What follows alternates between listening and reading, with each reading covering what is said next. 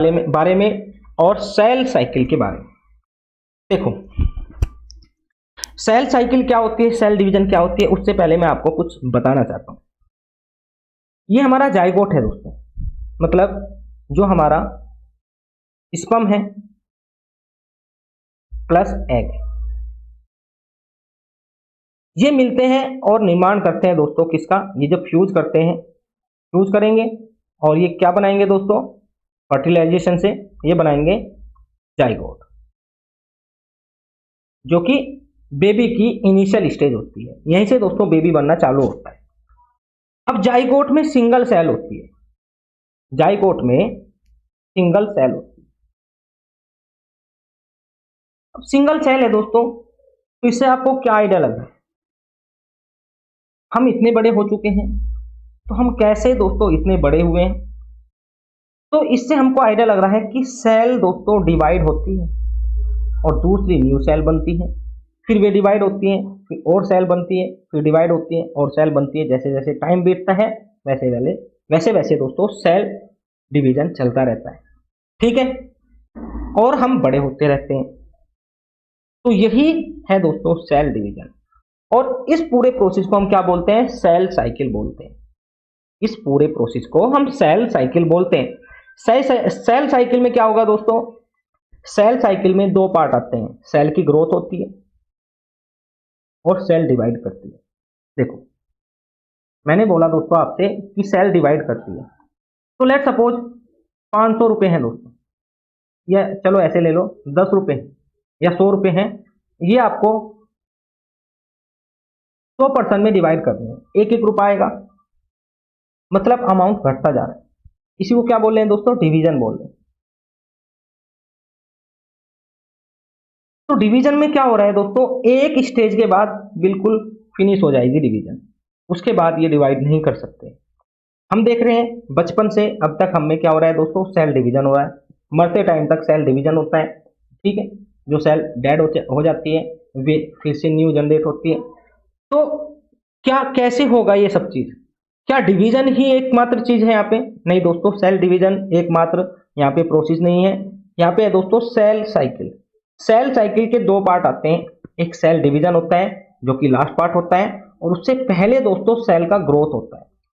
Cell का growth होता है, लेट सपोज आपने 100 रुपए को 100 आदमी में बांटना है, तो पहले इनका ग्रोथ होगा दोस्तों, तो यहाँ पे बन जाएंगे पहले, फिर जाके डिवाइड होंगे, ठीक है। मतलब पहले वो मटेरियल ग्रोथ करेगा, ग्रो करेगा, डबल होगा, उसके बाद ही दोस्तों डिवाइड होगा, ठीक है। तो धीरे धीरे ये डिवाइड होते रहते हैं और ग्रोथ होती रहती है। तो ये पूरा प्रोसेस आपका सेल साइकिल है और इसी का पार्ट है दोस्तों cell division.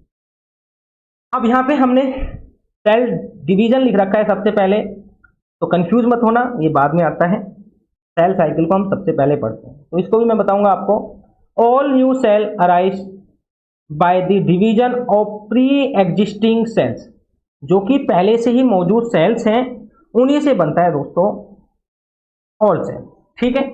All new cell pre existing cell से ही बनता है, और इसका कॉन्सेप्ट दिया था दोस्तों रुडोल्फ विर्चाउ ने। रुडोल्फ विर्चाउ ने दोस्तों इसका कॉन्सेप्ट दिया था। चलिए बात करते हैं reason of cell division. Cell division का क्या रीजन है दोस्तों, फॉर ग्रोथ ऑफ ऑर्गेनिजम्स, जो भी हमारे ऑर्गेनिजम्स होते हैं उनकी ग्रोथ के लिए रेस्पॉन्सिबल होती है। Replace old dead and injured cell, ठीक है, मतलब अगर कोई बूढ़ी हो जाती है तो उसको रिप्लेस करने के लिए, कोई मर जाती है उसको रिप्लेस करने के लिए, इंजर्ड सेल हो जाती है उसको रिप्लेस करने के लिए।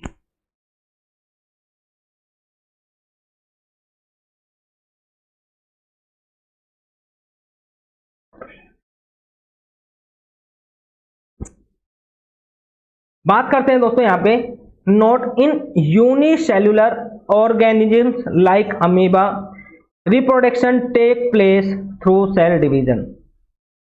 जैसे दोस्तों यूनिसेल्युलर ऑर्गेनिजम्स होते हैं अमीबा, इसमें क्या होता है, इसमें जो सेल डिवाइड करती है वो आपकी मतलब कि जो रिप्रोडक्शन होता है वो सेल डिवीजन के थ्रू ही होता है। आप इसको एक बार सर्च कर लेना गूगल पे, इसका एनिमेशन मिल जाएगा आपको, तो आप देखेंगे कि सेल डिवाइड होती है और ये दो पार्ट में बढ़ जाता है, ठीक है। तो ऐसे ही रिप्रोड्यूस करता है दोस्तों। पूछा जाता है क्वेश्चन यहाँ पे, इसलिए मैंने ऐड किया है। चलिए बात करते हैं दोस्तों मोस्ट इंपोर्टेंट टॉपिक की, सेल साइकिल। सेल साइकिल है क्या दोस्तों एक्चुअल में? यहाँ पे देखो, growth of cell. Cell cycle में क्या होगा? ग्रोथ होगी सेल की, मतलब साइटोप्लाज्म की सेल ग्रोथ होगी, जो कि सेल के अंदर पाया जाता है दोस्तों, साइटोप्लाज्म। और डीएनए का दोस्तों रेप्लिकेशन होगा। डीएनए का रेप्लिकेशन का क्या मतलब है? डीएनए दोस्तों डबल हो जाएगा।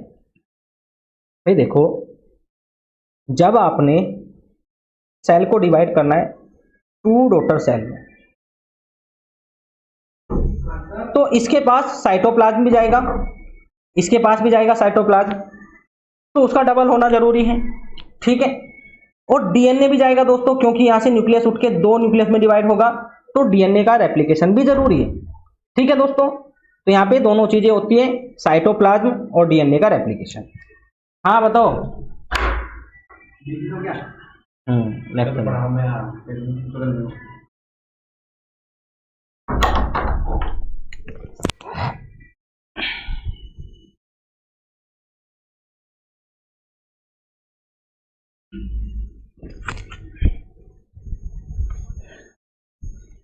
इसको इंट्रोड्यूस किसने किया था दोस्तों? हावर्ड एंड पेले ने। हावर्ड एंड पेले ने सेल साइकिल को दोस्तों इंट्रोड्यूस किया था। अब देखो, cell cycle mostly animal cell में एंड प्लांट सेल में 24 आवर्स की होती है। मतलब एक न्यू सेल बनने में कितना टाइम लगता है? 24 घंटे लगते हैं। जबकि जो यीस्ट है दोस्तों, उसमें पूरा सेल साइकिल 90 मिनट का होता है, तो ये भी आपने ध्यान रखना है। चलिए बात करते हैं फेज ऑफ सेल साइकिल, मतलब कितने फेज में होता है सेल साइकिल। यहाँ से क्वेश्चन पूछेगा कि आपने फेज बताने हैं सेल साइकिल के, तो ये कितने होते हैं दोस्तों? ये होते हैं 4। एक होता है इंटरफेज, एक होता है दोस्तों, इंटरफेज में भी 3 होते हैं, G1, S एंड G2, और एक होता है दोस्तों माइटोसिस, M फेज। तो ये जो 3 फेज हैं, इनका पूरा प्रोसेस अलग है और माइटोसिस का पूरा प्रोसेस अलग है। देखो ऐसे समझो, जैसे आपने खाना बनाना है, मतलब आपने खाना खाना है, ठीक है। आपने एनर्जी लेनी है, खाना खाना है, तो उसके लिए आपने खाना बनाना होगा। खाना सबसे पहले तैयार करना होगा, तो उसके लिए क्या करेंगे? आप प्याज काटेंगे, लहसुन काटेंगे, सब्जी काटेंगे, उसमें छोका लगाएंगे दोस्तों, सभी चीजें आप तैयार करके तब जाके खाना बनाते हैं और तब जाके दोस्तों खाते हैं। तो ऐसा ही यहाँ पे होता है, सेल डिवाइड एकदम से नहीं करती है, पहले उसकी तैयारी होती है, और उस तैयारी किसमें होती है दोस्तों? इस इंटरफेज में होती है। G1, S एंड G2 इसके 3 फेज होते हैं। इन तीनों फेज में सेल डिवाइड करने की तैयारी होती है, और सेल डिवाइड कहाँ पे करती है? माइटोसिस में सेल डिवाइड करती है। तो ये 3 पॉइंट आपने ध्यान से रखने हैं। चलिए बात करते हैं, इसके फेज कितने हो जाएंगे? इंटरफेज हो जाएगा और माइटोसिस फेज हो जाएगा, जिसको हम एम फेज भी बोलते हैं। चलिए देखते हैं सभी को एक एक करके। देखो ये डायग्राम है, अगर आप इस डायग्राम को समझ लेते हैं तो बिल्कुल आसान हो जाएगा। ये दोस्तों G1 फेज, ये पूरा है इंटरफेज, आप देख रहे हैं ये पूरा क्या है? इंटरफेज। और ये है दोस्तों एम फेज। और इंटरफेज 3 फेज में बटा हुआ है। क्वेश्चन पूछेगा इंटरफेज के कितने सब फेज होते हैं, तो आपने बताना है 3, ठीक है। और सेल साइकिल के कितने फेज होते हैं, आपने बताना है 4। और माइटोसिस के कितने फेज होते हैं? 1 2 3 4 5, आपने बताना है 5, ठीक है। तो ये 3 टाइप के क्वेश्चन पूछता है एग्जाम में। चलिए बात करते हैं G1 में क्या होता है, S में क्या होता है, G2 में क्या होता है। तो देखो दोस्तों, जो हमारी सेल है उसमें क्या क्या चीजें मौजूद है? उसमें सभी चीजें मौजूद है। न्यूक्लियस के अंदर डीएनए है, ठीक है, जो किस फॉर्म में है दोस्तों? क्रोमेटिन की फॉर्म में। ध्यान रखना है, डीएनए किस फॉर्म में होता है जब तक सेल डिवाइड नहीं करती है? तो ये होता है दोस्तों क्रोमेटिन की फॉर्म में। मैंने आपको बता रखा था extended part of chromosome. Extended part of chromosome होता है क्रोमेटिन, मतलब धागे के फॉर्म में होता है इस टाइप से। आपको अगर क्रोमोसोम देखने हैं, क्रोमोसोम कैसे होते हैं दोस्तों? इस टाइप से। ये सिंगल क्रोमोसोम है और इस टाइप से डबल क्रोमोसोम हो जाएगा, मतलब एक ही क्रोमोसोम हो जाएगा ये, और इसमें 2 क्रोमेटिड हो जाएंगे, ये और ये। तो देखो, अगर आपने क्रोमोसोम देखना है तो आपको दिखेगा माइटोसिस में। इस पूरे फेज में दोस्तों कहीं पर भी क्रोमोसोम आपको नजर नहीं आएगा, सिर्फ और सिर्फ क्रोमेटिन होता है।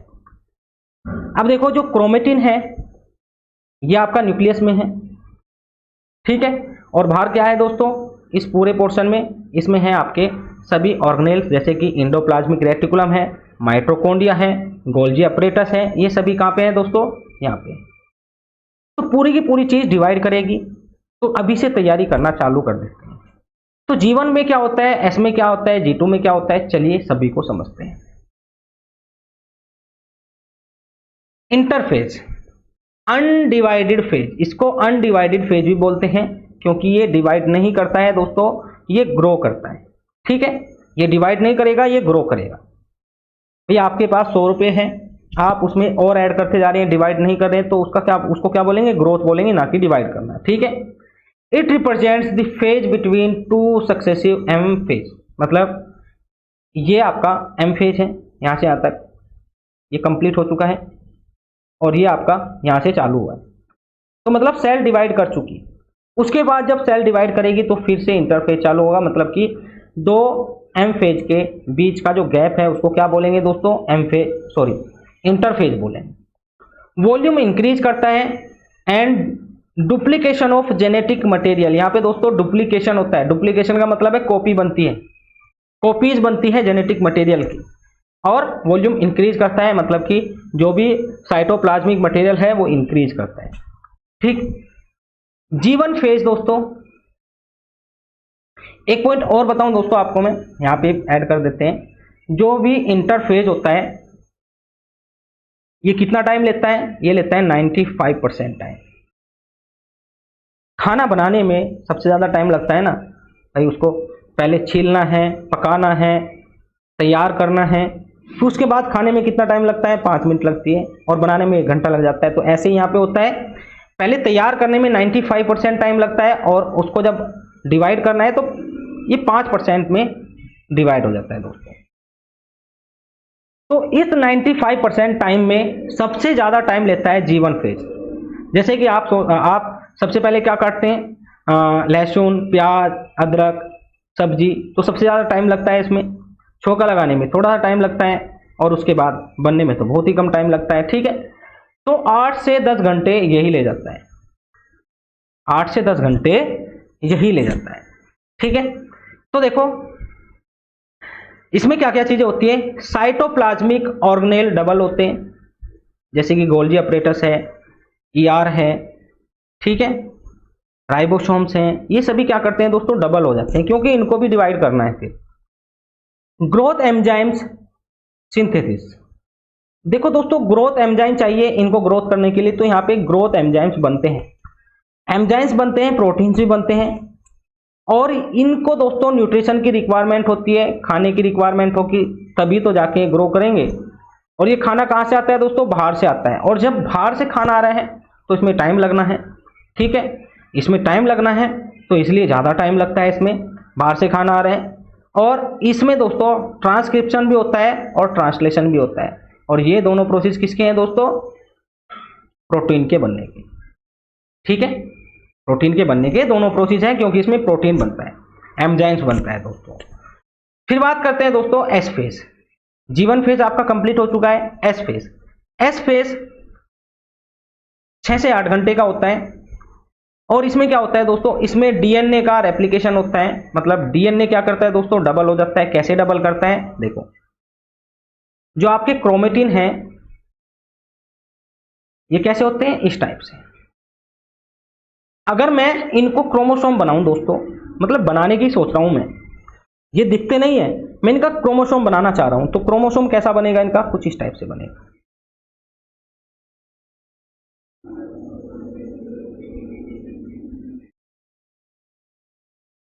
और इन पे जेनेटिक मटेरियल होगा, जैसे कि ए बी ऐसे करके, ठीक है, ये इस टाइप से आपको देखने को मिलेंगे इन जीवन फेज। अब क्या होगा दोस्तों, ये डबल हो जाएंगे, ये डबल हो जाएंगे। डबल कैसे होंगे दोस्तों, कुछ इस टाइप से डबल हो जाएंगे,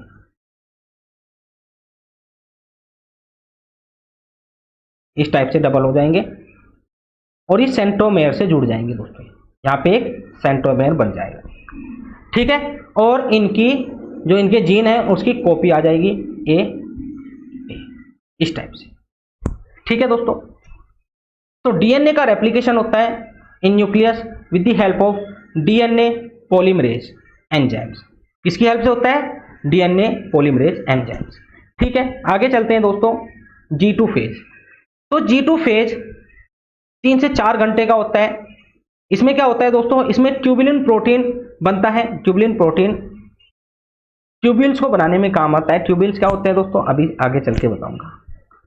mitochondria and chloroplast get doubled. Mitochondria और क्लोरोप्लास्ट दोस्तों G2 फेज में जाके डबल हो जाते हैं, क्योंकि अब सबसे ज्यादा एनर्जी की रिक्वायरमेंट होगी खाना खाने में। तो माइटोकॉन्ड्रिया जो भी अभी तक चलती आ रही है, डबल नहीं हुई थी दोस्तों। G1 फेज में माइटोकॉन्ड्रिया डबल नहीं हुई थी, तो अब जाके डबल हो जाती है। अब यहाँ पे प्रोटीन बना है तो मतलब ट्रांसक्रिप्शन एंड ट्रांसलेशन अकर्स होगा दोस्तों, और सेंट्रोसोम अपीयर होंगे। सेंट्रोसोम कुछ इस टाइप के होते हैं,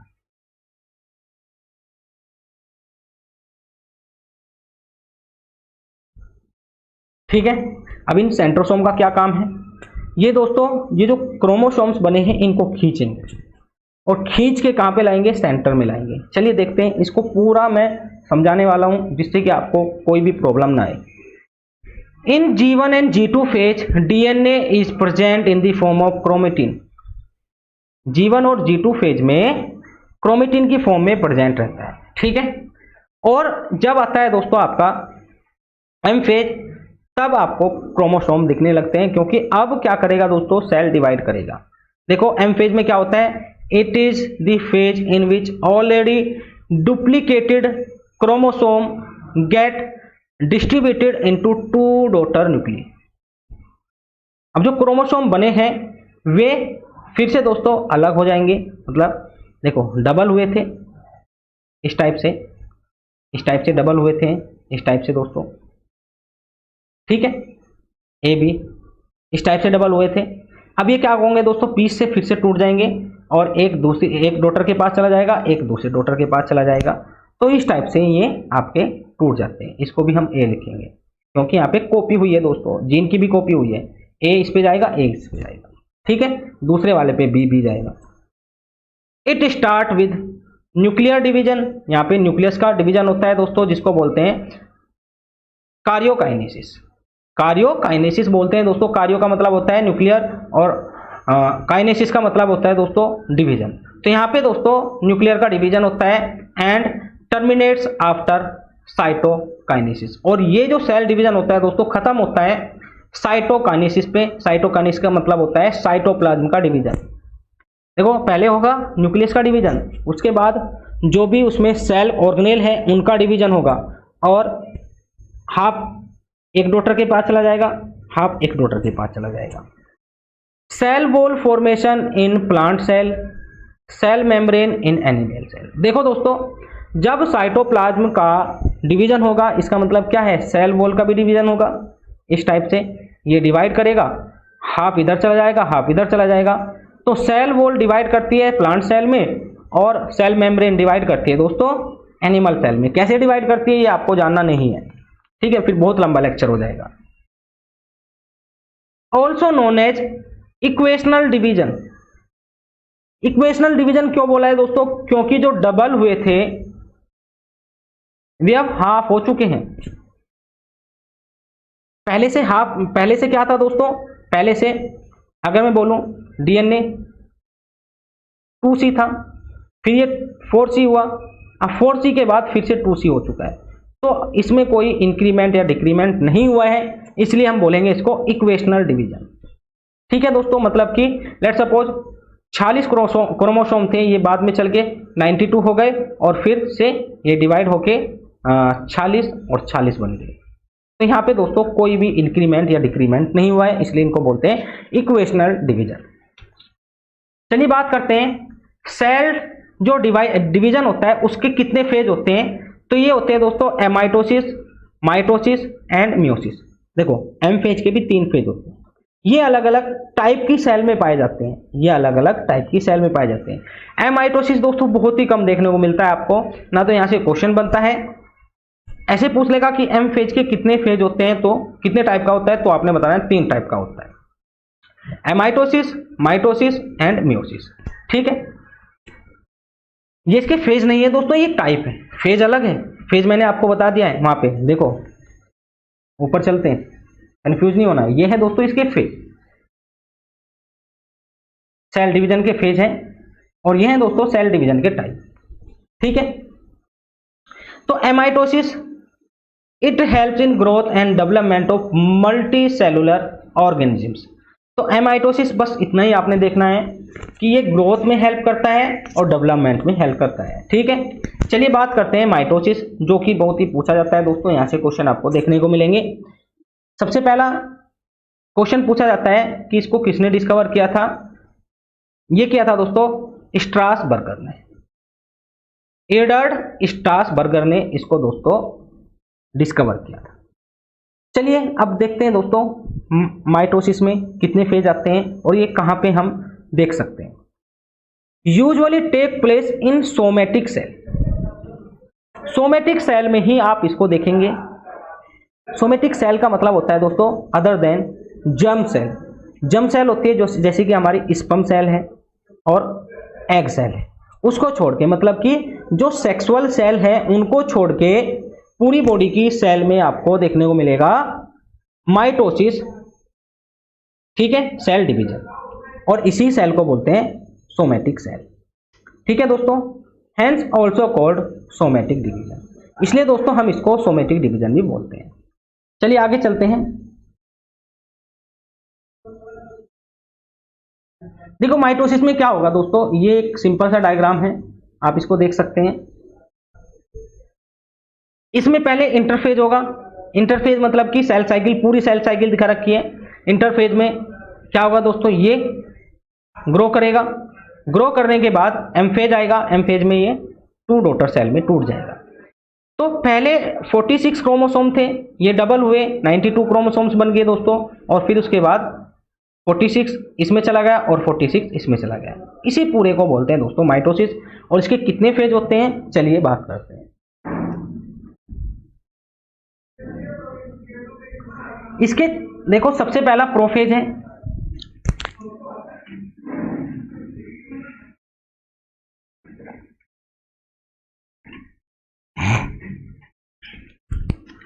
प्रोफेज सबसे लंबा फेज है दोस्तों। जब आप G2 से एंटर करेंगे किसमें, नेक्स्ट फेज में, तो आएगा माइटोसिस में। जब आप एंटर करेंगे तो पहला ही फेज आएगा माइटोसिस का, प्रोफेज। ये सबसे लंबा फेज होता है सेल डिवीजन का, और ये 50 मिनट तक चलता है दोस्तों। इसमें क्या होता है, जो क्रोमेटिन होते हैं दोस्तों ये कंडेंस होना चालू हो जाते हैं। मतलब जो भी हमारे क्रोमेटिन थे, डबल हुए थे क्रोमेटिन, वे अब क्या होंगे दोस्तों, कंडेंस होना चालू हो जाएंगे। ये एक साथ आना चालू हो जाएंगे और ये क्या बनाएंगे दोस्तों, क्रोमोसोम बनाएंगे। मैंने आपको बता रखा है कि क्रोमोसोम क्या है। जब क्रोमेटिन कंडेंस हो जाता है तो उसी को क्या बोलते हैं, उसी को बोलते हैं दोस्तों क्रोमोसोम। यहां पे दोस्तों centrosome moves to opposite pole. देखो कुछ इस टाइप से होता है, यहां पे मैं दिखाना चाहता हूं आपको, इस टाइप से ये सारी प्रक्रिया चलती है। यहां पे देखो,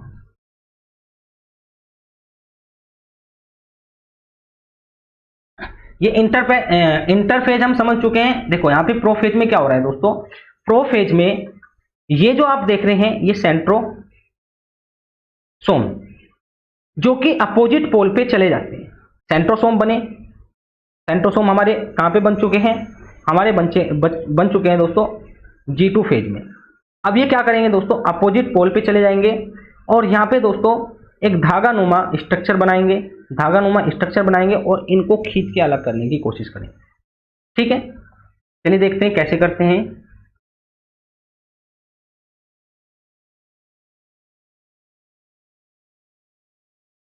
तो यहाँ पे लिखा है chromosome with 2 sister chromatid visible. तो अब आपको यहाँ पे क्या दिखेगा दोस्तों, क्रोमोसोम दिखेंगे कुछ इस टाइप से, टू सिस्टर क्रोमेटिड, एक ये है दोस्तों, एक ये क्रोमेटिड है, ये दोस्तों क्रोमेटिड है, ये आपका क्रोमेटिड है, और ये पूरा आपका क्रोमोसोम, ये पूरा आपका क्या है, क्रोमोसोम। यहाँ पे दो सिस्टर क्रोमेटिड आपको दिखेंगे, ठीक है। Nucleus, ER endoplasmic reticulum, Golgi body, disappear, ये बिल्कुल आपको नहीं दिखेंगे, ये खत्म हो जाते हैं बिल्कुल, ठीक है, ये दिखने बंद हो जाते हैं। चलिए आगे चलते हैं। फिर आता है दोस्तों मेटाफेज। मेटाफेज ये शॉर्ट एंड सिंपल फेज होता है, 2 से 10 मिनट का होता है, शॉर्टेस्ट नहीं होता है दोस्तों, शॉर्ट होता है, मतलब कि उससे तो शॉर्ट ही होता है, 2 से 10 मिनट तक चलता है। न्यूक्लियस मेम्ब्रेन डिसइंटीग्रेट, अब क्या होगा दोस्तों, देखो अब जो न्यूक्लियस मेम्ब्रेन है वो टूटना चालू हो जाएगी, क्योंकि तभी तो जाके क्या होता है दोस्तों, तभी तो जाके डिवीजन होगा। जब न्यूक्लियस ही नहीं टूटेगा तो कैसे डिवीजन होगा। तो यहाँ पे पहले न्यूक्लियस मेम्ब्रेन डिसइंटीग्रेट होना चालू हो जाती है, स्पिंडल फाइबर्स बनते हैं दोस्तों, appears and attach to the centrosome and pull the chromosome at equator। तो क्या होता है, ये कुछ इस टाइप से है,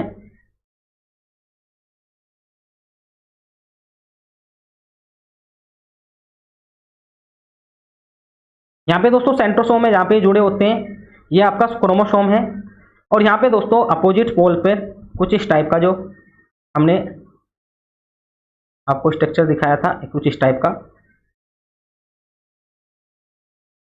यहाँ से दोस्तों क्या निकलते हैं, स्पिंडल फाइबर निकलते हैं, और ये इस पे अटैच हो जाते हैं, ठीक है, कुछ ऐसे चले जाते हैं, कुछ ऐसे चले जाते हैं दूसरे क्रोमोसोम के पास, और नीचे भी होता है एक।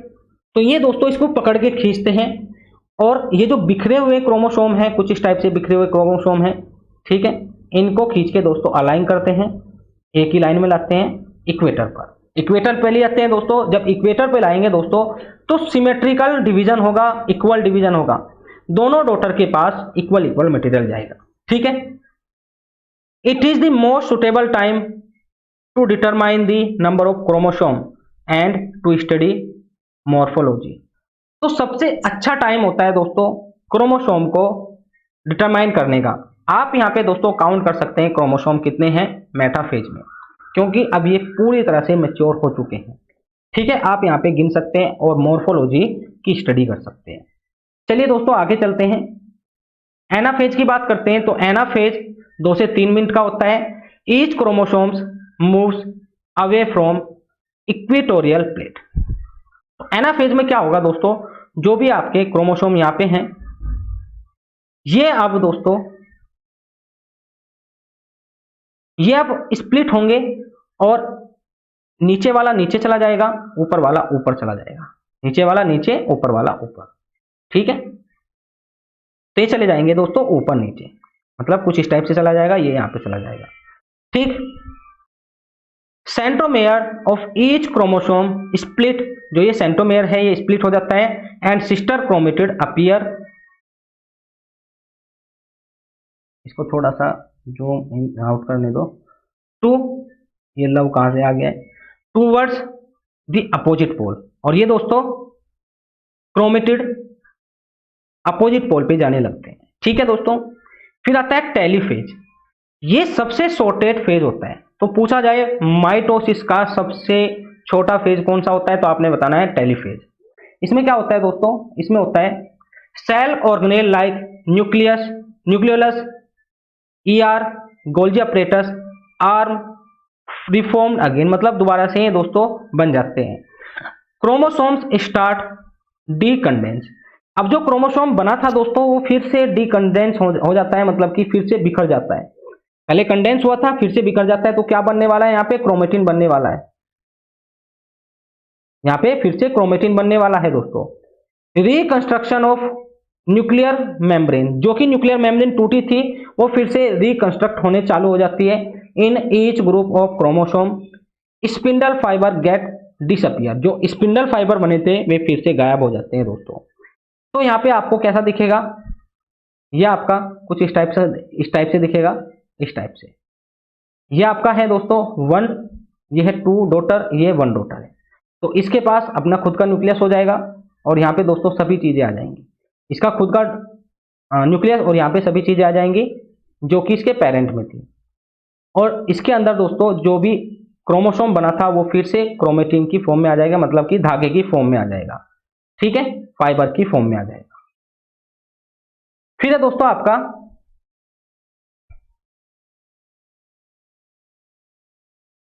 इसके बाद क्या आता है दोस्तों, इसके बाद आता है आपका साइटोप्लाज्मिक सेपरेशन, मतलब ये अलग अलग हो जाती हैं। ये आपका बना, ऊपर चला गया, यहाँ पे ये चला गया दोस्तों, यहाँ पे सभी चीजें आ गई, यहाँ पे सभी चीजें आ गई। अब ये बीच से स्प्लिट होगा और ये अलग हो जाएगा, ये अलग हो जाएगा, ठीक है। इसी को बोलते हैं साइटोप्लाज्मिक सेपरेशन, जिसमें दो न्यू सेल बन जाती है। तो ये पूरा है दोस्तों सेल डिवीजन, इससे बाहर कुछ भी आपने नहीं पढ़ना है। ये मैंने बहुत आपको पढ़ा दिया है डीप में, इससे ज्यादा आपने कुछ भी नहीं पढ़ना है। अगर अभी भी कोई प्रॉब्लम है तो आप मुझे कॉल कर सकते हैं, मैसेज कर सकते हैं मेरे इस नंबर पर 9568738917। चलिए आगे चलते हैं दोस्तों। अब हम बात करेंगे मियोसिस की। मियोसिस को दोस्तों मैं आपको शॉर्ट में पढ़ाने वाला हूं, क्योंकि ऊपर का प्रोसेस अगर आप समझ चुके हैं तो इसको आपने रिलेट कर लेना है, कुछ भी इसमें न्यू नहीं है, सभी चीजें मैंने आपको बता दी। यहां से क्वेश्चन पूछेगा given by J B Farmer and Moore. ये दिया था दोस्तों जेबी फार्मर और मोरे ने, और ऑल्सो कॉल्ड रिडक्शन डिवीजन। इसको दोस्तों रिडक्शनल डिवीजन भी बोलते हैं। क्यों बोलते हैं दोस्तों, क्योंकि इसमें क्रोमोसोम दोस्तों हाफ हो जाते हैं, इसमें क्रोमोसोम हाफ हो जाते हैं, बताऊंगा कैसे हाफ होते हैं। और फाउंड इन रिप्रोडक्टिव ऑर्गन, जैसे कि दोस्तों स्पर्म एंड ओवा, यह आपको देखने को मिलेगा स्पर्म और ओवा में, जो कि एक सिंगल सेल होते हैं, ठीक है, जो कि एक सिंगल सेल होते हैं दोस्तों। Meiosis occur in 3 phase, interphase, growth of cell, M1 and M2, ठीक है दोस्तों। तो ये आपका 3 फेज में होता है, मतलब इंटरफेज में होता है और एम फेज होता है दोस्तों। एम के 2 फेज होते हैं, M1 फेज और M2 फेज। अब यहाँ पे देखो, ये है डायग्राम इसका, आप डायग्राम में देख सकते हैं।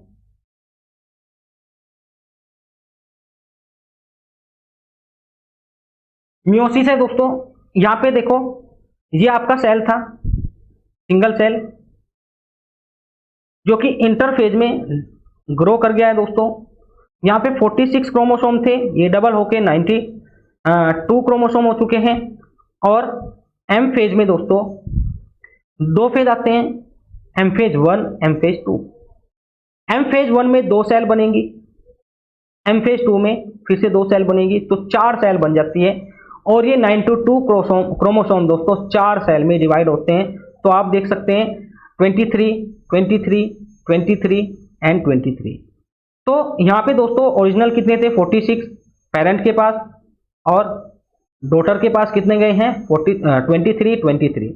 हर एक डॉटर के पास 23 है, मतलब यहाँ पे हाफ हो चुका है, इसलिए इसको बोलते हैं रिडक्शनल डिवीजन। चलिए आगे चलते हैं दोस्तों। ये है पूरे फेज, ये है दोस्तों इसके पूरे फेज। देखो ये है प्रोफेज 1, मेटाफेज 1, एनाफेज 1, टीलोफेज 1 और साइटोकाइनेसिस, जिसमें दोस्तों साइटोकाइनेसिस का मतलब क्या होता है, साइटोप्लाज्म का डिवीजन, ठीक है। जो भी न्यूक्लियर मेम्ब्रेन होती है या फिर सेल वॉल होती है वो पूरी तरफ से बढ़ जाती है दोस्तों, 2 पार्ट में डिवाइड हो जाती है। तो देखो दोस्तों, ये जो आपके सेंट्रोसोम है दोस्तों, ये अपोजिट पोल पे चले जाते हैं। प्रोफेज के बाद अपोजिट पोल पे चले, यहाँ पे प्रोफेज में बनेंगे और फिर ये अपोजिट पोल पे चले जाएंगे और इनको खींचना चालू कर देंगे। खींच के दोस्तों एनाफेज में इधर ले आएंगे, एनाफेज में इधर ले आएंगे। और टीलोफेज में क्या होगा दोस्तों, फिर से ये क्या हो जाते हैं, डी कंडेंस हो जाते हैं और फिर से बिखर जाते हैं। आप देख रहे हैं फिर से बिखर जाएंगे। और साइटोकाइनेसिस में क्या हो जाता है दोस्तों, ये अलग हो जाते हैं। तो यहाँ पे 2 सेल बन चुकी है। ऐसे ही दोस्तों फिर से चलता है प्रोफेज 2, मेटाफेज 2, एनाफेज 2, टेलोफेज 2 और साइटोकाइनेसिस। तो यहाँ पे भी 2 सेल बन चुकी है, 2 सेल यहाँ पे बन चुकी है और 2 सेल वहाँ पे बन चुकी है।